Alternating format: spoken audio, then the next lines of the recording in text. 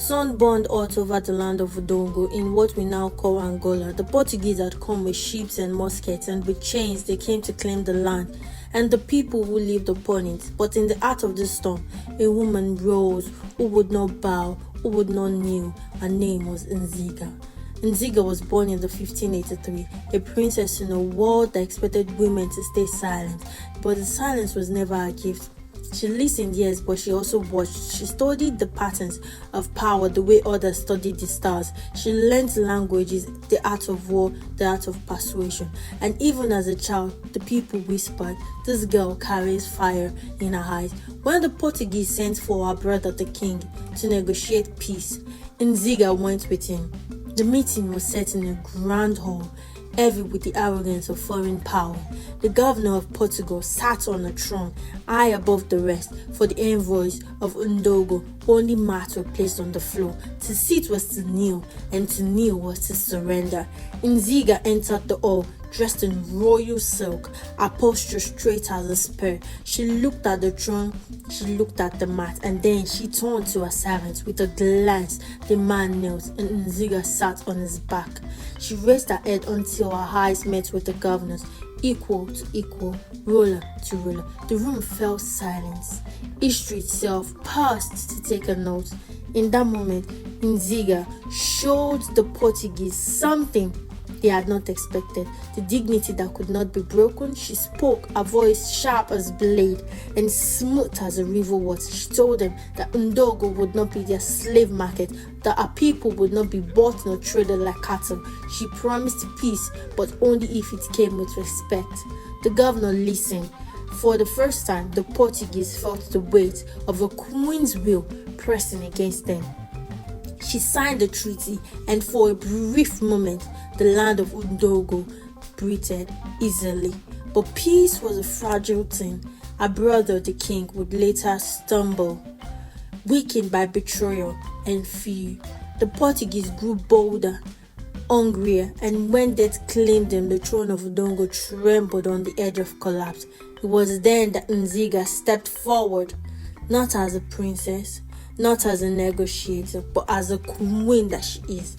Her reign began not with silence, but with fire, and the world was about to learn what it meant when a woman carried the weight of the kingdom upon her shoulders. Imagine it, one woman standing against the might of an empire that spanned oceans. What would you do if your people's freedom hung on your crown? This was only the beginning of Queen Nzinga's war. When Nzinga took the throne, she inherited not a kingdom at peace, but a land bleeding. The Portuguese pressed harder, demanding slaves, demanding gold, demanding tribute. Their armies marched with muskets and cannon, weapons that thundered louder than the sounds of drum. Many thought Ndongo would fall, but Nzinga was not made for surrender. She was a queen who fought with her mind as much as her sword. She saw that the war was not only fought in battlefield, but also in councils, in marriages, in whispers carried by spies. She fought alliances with the neighboring tribe, weaving them together like a strand of rope. She even reached out to the Dutch, enemies of Portugal, turning their rivalry into a weapon. On the battlefield, Nzinga was not a distant ruler. She rode at the front, her spear raised, her voice carrying above the clash of steel. Soldiers swore that her presence made them fearless.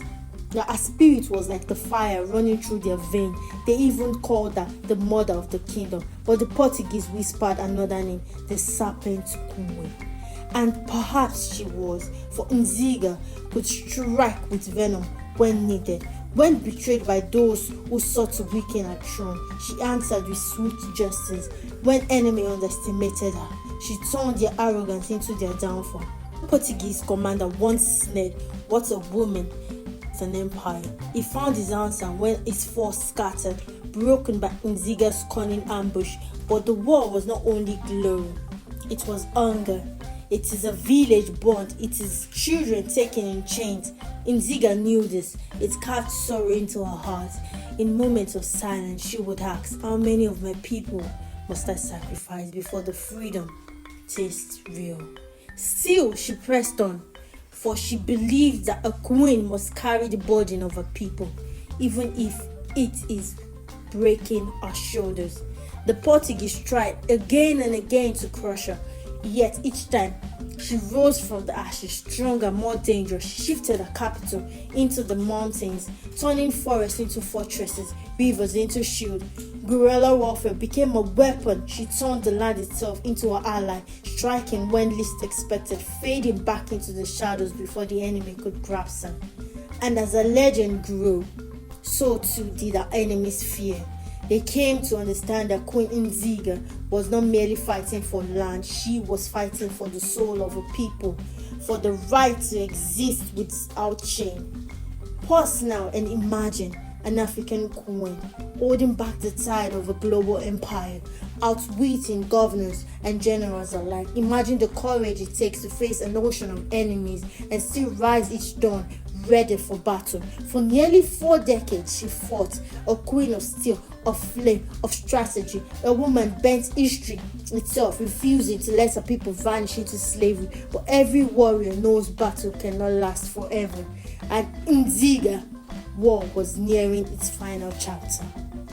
For decades, Queen Nzinga fought like a storm that refused to pass, but storms, no matter how fierce, must one day find stillness. The Portuguese pressed on, their empire vast, their hungers endless, yet Nzinga endured, outsmarting them long after the lesser rulers would have broken. In her later years, she chose not only the spear, but also the pen. She signed treaties when war grew too heavy, using diplomacy to secure her people's survival. Even as her hair silvered with age, she commanded respect, not just from her warriors, but from enemies who once mocked her. They now bowed their heads when she entered the room. She reorganized her kingdom, built havens for escaped slaves, and strengthened her capital. No longer just a warrior queen, she became a builder of refuge, a protector of the broken. She never gave up her dream that her people would live free of chains. And then, in 1663, at nearly 80 years old, Nzinga breathed her last. Her body aged, but her legend had just begun. For her enemies called her dangerous, her allies called her mother, and history will one day call her immortal. Now, think of it, a woman faced the world's mightiest empire and said no. A woman who refused to kneel on a mat and instead built a throne from her own courage. Our story is not just only about war, it is about dignity, about the fire that burns when freedom is threatened, about the power of a single voice to echo around centuries. Today, we speak her name, Queen Nzinga. We're not only remembering a queen, we are remembering the will of a people who refuse to vanish. And so, a spirit whispers still, do not bow, do not break, stand and fight for what's yours. If you close your eyes, you can almost hear a voice carried by the wind, across the mountains of Angola, across the waters of Atlantic, across time itself. This is the legacy of Queen Nzinga.